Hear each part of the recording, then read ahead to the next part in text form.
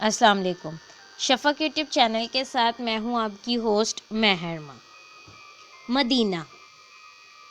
اوپلے والی مائی سکینہ، تیرے ہاتھوں سے بو بڑی آتی ہے، لگتا ہے تو نے زندگی بھر بس اوپلے ہی تھاپے ہیں۔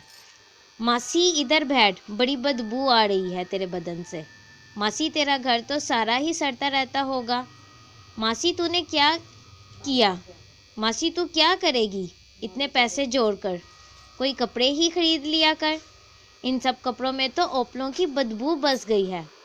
ماسی سکینہ تو ایسے ہی نہ جانے کتنے جملے سنتے، سالوں گزار گئی، مگر وہ تو جیسے ہر بدبو سے بے نیاز ہو چکی تھی۔ اس پر تو بس ایک ہی دھن سوار تھی کہ اسے بس نبی جی کے قدموں میں جانا ہے، مدینہ پاک کی خاک کو آنکھوں سے لگانا ہے۔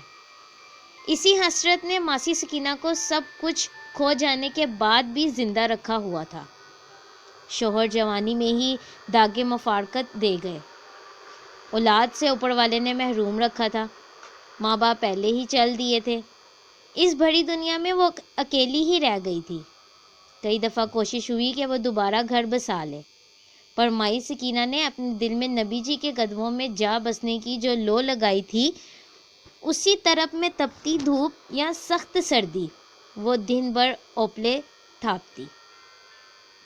اپنی کمائی کبھی خود پر خرچ نہ کی، کپڑے کھانا جو کوئی دے دیتا بس اسی میں گزارا کرتی، اور کبھی بیمار بھی پڑتی تو ایک ہی دعا مانگتی، رب سونے تیرے پاس تو آنا ہی ہے، بس مجھے تب تک نہ بلانا جب تک میں نبی جی کے قدموں کی خاک کو چوم نہ لوں، پھر بے شک ایک سانس بھی اور نہ دینا ربا، پر ابھی نہ بلانا۔ ایسے ہی تڑپتے اور مدینہ پاک کی آس لگائے روز کی کمائی اسی کٹیا میں رکھی صندوقچی میں رکھتی جاتی، ہر روز نکالتی، پڑھی لکھی تو تھی نہیں کہ گن لیتی، بس سوچتی نہ جانے یہ کب پورے ہوں گے اور کب بلاوا آئے گا کہ نبی جی کے قدموں میں پہنچ سکوں۔ وہ برستی آنکھوں سے اپنی اس جمع پونجی کو چومتی، آنکھوں سے لگاتی اور جوڑ کر اسی میں واپس رکھ دیتی۔ برسوں ہو گئے اسے یہی سب کرتے۔ پھر ایک دن اس نے سوچا کہ اب تو اتنی رقم ہو گئی ہوگی، اب اس سے اور صبر نہیں ہوتا تھا۔ اس نے سوچا کل ہی شیدہ آئے گا تو یہ رقم گنواؤں گی، پھر بس وہ مجھے مدینہ پاک بھجوا دے گا۔ رات بھر وہ جاگتی رہی، نیند کوسوں دور تھی۔ صبح تڑکے ہی 2 جھگیاں چھوڑ کر کچے مکان کے باہر وہ جا پہنچی اور آوازیں دینے لگی، تڑکا یعنی تہجد کے وقت۔ شیدے او شیدے، آج مزدوری پر جانے سے پہلے میری بات سن کے جانا۔ برابر والی جھگی سے ماسی بختیارہ جھانکی، پوچھا خیر تو ہے نا مائی سکینہ، اتنے تڑکے کیوں آوازیں لگا رہی ہے؟ اور کچھ نہیں، بس مجھے کام پڑ گیا شیدے سے۔ اتنی دیر میں شیدے کی آواز آئی، کیا ہوا مائی سکینہ؟ پتر آجا پھر بتاتی ہوں۔ یہ کہہ کر وہ اپنی جھگی میں چلی آئی، صندوقچی کھولی، اس میں سے ساری زندگی کی کمائی نکالی اور ایک چادر پر ڈال دی۔ سب سے بڑا نوٹ 100 کا ہی تھا، اس کے بعد 50 کے کئی نوٹ، 10 20 اور 5 کے سکے چادر پر بکھرے پڑے تھے۔ تھوڑی دیر میں شیدہ آیا تو دیکھ کر بولا، کیا ہوا مائی سکینہ، یہ کیا ہے؟ پتر یہ تیری مائی سکینہ کی عمر بھر کی کمائی ہے، جب سے تیرا چاچا مرا ہے نا تب سے میں نے اوپلے تھاپنے کا کام کیا، برسوں بیت گئے پتر، کبھی 20 کا کام ملا، کبھی 10 کا، کبھی 50 کا، میں نے کبھی کچھ خرچ نہ کیا کہ میں نبی جی کے قدموں میں جاؤں گی، برسوں جو کچھ جوڑ جوڑ کر رکھا وہ یہ ہے، بس پتر اب تو اسے گن اور مجھے مدینہ پاک بھیج دے۔ پتر پھر چاہے رب سونا مجھے وہاں ایک سانس بھی اور نہ دے۔ یہ کہتے اس کی آنکھوں سے آنسو بہنے لگے۔ شیدہ زمین پر بیٹھ گیا اور رقم گننے لگا، 100 کے الگ رکھ، 50 والے الگ کر، وہ گٹھیاں بناتا جاتا، آئی ریپیٹ، وہ گٹھیاں بناتا جاتا اور الگ رکھتا جاتا۔ وہ بھی صرف 4 جماعتیں ہی پاس تھا، بس گنتی بھی کام چلانے جیسی ہی آتی تھی۔ سارے پیسے جمع کرتے، حساب لگاتے بڑی دیر گزر گئی۔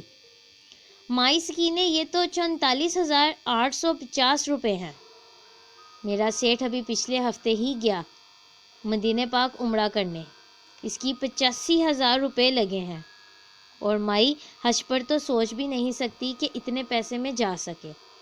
ابھی تو عمرے کے لیے بھی تجھے اور جمع کرنے پڑیں گے۔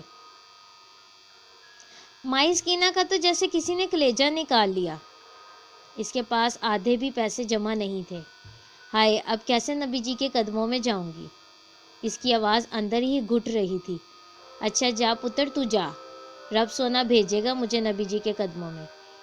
شیدے کو تو اس نے بھیج دیا، خود مگر بے سکون ہو گئی، بنا کچھ کھائے کام پر نکل آئی، مگر جی تھا کہ لگتا ہی نہ تھا، اندر ہی اندر دکھ اسے کھائے جا رہا تھا۔ عمر کے کتنے برس گزر گئے رقم جمع کرتے، اب اور کتنے برس گزاروں گی؟ بس روتے روتے اوپلے بناتے وہ رب سونے سے شکوے کرنے لگی۔ مگر مدینے پاک کی دھن نے اسے پھر سے اسی کام پر لگا دیا۔ اب وہ زیادہ کام کرتی، زیادہ وقت لگاتی، بس اسی میں جیتی رہتی۔ اس شام واپس گھر جاتے ہوئے اسے اپنی پرانی باجی یاد آئی۔ بڑی رحم دل تھی، ان کے گھر اس سے شادی کے بعد کچھ دن کام کیا، پھر شوہر کے منع کرنے پر وہ کام چھوڑ دیا۔ راجو کہتا، جب تلک میں زندہ ہوں تو گھروں میں کام نہیں کرے گی، بس نئی جگہ ہے تو کچھ دل کر لیا، اب میرا کام ٹھیک چل پڑا ہے، اب تو کچھ نہیں کرے گی بس۔ اس نے بھی ضد نہ کی۔ بی بی جی کہتی، سر کا سائیں کمائے تو اس میں برکت ہوتی ہے۔ اب اسے وہ باجی یاد آئی، ان سے ملنے جاؤں گی۔ اس دن وہ خوب اچھی طرح نہائی اور جو سوٹ اس سے اس بار رمضان میں راشن کے ساتھ ملا تھا وہ نکالا، بال بنائے۔ برسوں بعد اس نے شیشے کی طرف دیکھا تو وہ اب بھی ایک مکمل عورت تھی، اچھی شکل و صورت والی، جسامت بھی لمبی چوڑی، وہ کہیں سے عمر سیدھا نہیں لگ رہی تھی، جیسے اس نے خود کو بنا لیا تھا۔ اس نے اپنی ساری خواہشیں بس ایک خواہش کے پیچھے مار دی تھیں۔ شیشے کے سامنے سے ہٹی ساری رقم نکال کر ایک کپڑے میں باندھی، بڑی سی چادر لی اور باجی کے گھر کی طرف چل پڑی۔ باجی زلیخا نے ایک نظر میں ہی اسے پہچان لیا۔ ارے سکینہ، کیسی ہے؟ برسوں بعد یاد آئی تجھے؟ بالکل بھول گئی تھی نا؟ چل آجا، اندر آجا۔ وہ دیکھتے ہی اسے گلے ملی، شکوے کیے اور ساتھ لے کر صحن میں آ گئی۔ بس باجی، جب سے راجو گیا میری دنیا بس اوپلے اور میری کٹیا ہے۔ پر باجی، میں آپ کے پاس ایک بڑے کام سے آئی ہوں۔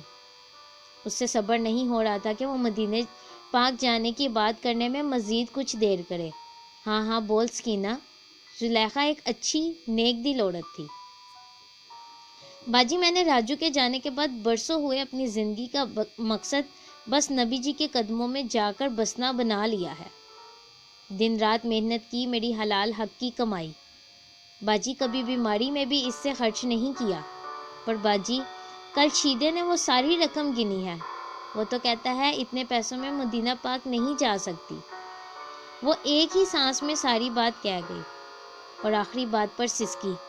باجی، میری تو زندگی برباد ہو جائے گی جو مدینہ پاک دیکھے بنا مر گئی۔ باجی، تم صابر صاحب سے بات کر کے مجھے کسی طرح مدینہ پاک بھجوا دو، میں ساری رقم لائی ہوں۔ اس نے کپڑے میں بندی رقم نکالی اور میز پر رکھ دی۔ زلیخا کو اس کے اندر کی طرف نظر آ رہی تھی۔ اس نے صابر صاحب سے بات کرنے کا وعدہ کیا اور اس سے کل آنے کو کہا۔ کل تک کا کیسے انتظار کروں نبی جی؟ کیسے؟ میں تو بس جی ہی مدینے پاک کے لیے رہی ہوں۔ رات کٹیا میں بیٹھی سکینہ کبھی اٹھتی، کبھی لیٹتی، کبھی جھکی کا پردہ ہٹا کر دیکھتی صبح ہونے میں کتنی دیری ہے، پھر جائے نماز پر آ بیٹھی۔ اسے لمبی چوڑی دعائیں تو آتی نہیں تھیں، برسوں سے بس ایک ہی دعا تھی اس کی، سجدے میں روتی وہی دہرانے لگی، رب سونے نبی جی کے قدموں میں بسا دے، ایک بار خاک چوم لوں مدینے پاک کی، پھر چاہے اگلی سانس بھی نہ دو۔ رب سونے، روتے روتے کب اس کی سجدے میں ہی آنکھ لگ گئی اسے پتہ ہی نہ لگا۔ مرغا بانگ دینے لگا تو آنکھ کھلی، دیکھا تو جائے نماز پر سجدے میں ہی سوئی ہوئی تھی۔ اٹھی، پھر سے وضو کیا۔ بی بی جی نے قرآن پڑھاتے سکھایا تھا وضو کرنا، انہوں نے ہی تو اس کے دل میں نبی جی کے عشق کا بیج بویا تھا۔ بی بی جی، اللہ نے ہمیں بڑے گھر کیوں نہیں دیے، کٹیا کیوں نہ دی؟ آئی ریپیٹ، کوٹھیاں کیوں نہ دیں، ہم کیوں جھگیوں میں رہتے ہیں؟ اس کے ایسے سوالوں کے جواب میں بی بی جی اسے سمجھاتی، ہمارے نبی جی اللہ سے کہتے تھے، اللہ جی مجھے غریبوں کے ساتھ اٹھانا، مجھے قیامت کے دن ان کے ساتھ ہی رکھنا، مجھے قیامت کے دن ان کے ساتھ ہی رکھنا۔ نبی جی ساری ساری رات روتے تھے، اس ماں کی طرح جس کا بچہ بگڑا ہوا ہو اور اسے پولیس پکڑنے آ جائے تو ماں کیسے تڑپتی ہے اسے چھڑوانے کے لیے، اور جب تک وہ چھوٹ نہ جائے تب تک ماں کو قرار نہیں آتا۔ ہاں میں نے دیکھا تھا ماسی برکتے کے بیٹے کو، جب پولیس جیب کاٹنے پر پکڑ کر لے گئی تھی، ماسی ساری رات دروازے کے باہر بیٹھ کر روئی تھی، جب تک وہ نہیں آیا نا بی بی جی ماسی برکتے نے کوئی شے نہیں کھائی۔ ہاں سکینے، بس نبی جی بھی ایسے ہی روتے تھے ہمارے لیے۔ اللہ سونا ایک بار مدینہ پاک دکھا دے، نبی جی کے قدموں میں لے جائے تو سمجھو کہ عمر بھر کی خوشی پا لی میں نے۔ بی بی جی کا یہ کہتے کہتے آنسوؤں سے چہرہ بھر جاتا، اور پھر دھیرے دھیرے یہ آگ بی بی جی سے اس کے اندر منتقل ہونے لگی۔ اب وہ خود بی بی جی کی عمر کو پہنچ گئی تو یہ آگ بھی اتنی ہی بڑھ گئی جتنی بی بی جی کی تھی، یعنی انتہا پر تھی۔ وہ اٹھی، نماز پڑھی، سورج نکلنے تک جو تسبیح اسے بی بی جی نے یاد کروائی تھی پڑھتی رہی۔ صابر صاحب چلے جائیں تو پھر جاؤں، اس نے مشکل سے وقت کاٹا۔ باجی جی مجھے خوشی کی خبر سنانا، وہ زلیخا کے پاس بیٹھی تھی۔ زلیخا نے کہا، دیکھو سکینہ، اللہ جب کسی کو صبر کا پھل دیتا ہے نا تو بس وہ یہ سب کچھ دے دیتا ہے، اگلا پچھلا سارے حساب چکا دیتا ہے۔ کیا مطلب ہے باجی؟ صابر صاحب نے میری بات مان لی، اس کا چہرہ کھل اٹھا۔ سکینہ، بندے کی کیا سننے کی اوقات، اللہ سنتا ہے بس، اور یہ اس کی مرضی ہے، وہ جسے چاہے سنے۔ اچھا اب غور سے سن، زلیخا نے سکینہ کو قریب بٹھاتے ہوئے کہا، ہمارا ڈرائیور تھا، وہ مدینہ پاک چلا گیا تھا، وہ جس شیخ کے پاس کام کرتا تھا، ابھی کچھ مہینے پہلے اس کی بیوی 3 بچے چھوڑ کر مر گئی۔